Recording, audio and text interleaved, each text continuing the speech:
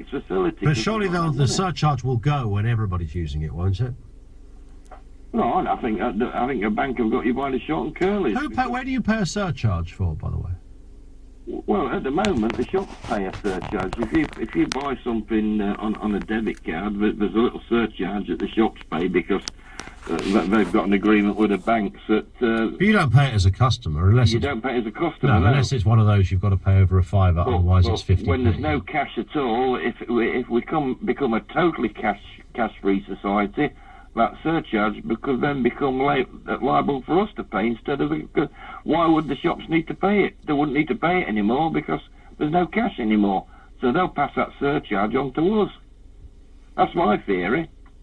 So, well, I mean, but you could counter that, couldn't you, and say, well, the more common it becomes, the less chance there is of a surcharge.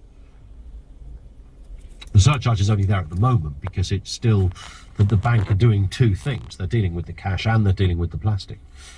But what's to stop the bank saying that every time you spend £1, they're going to charge you 10 pence for the benefit of using the banking system? A banking charge. Yeah, but there's no cash anymore. So it's another way for the banks to make their money. They are businesses after all.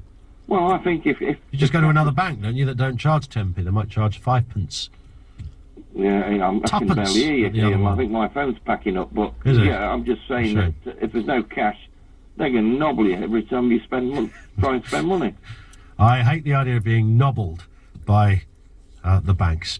Terry, thank you. Good start to that. Is that your only concern? Do you share Terry's view? Is there any other good reason to be worried about a cashless society? What do you worry about in that respect? Is it just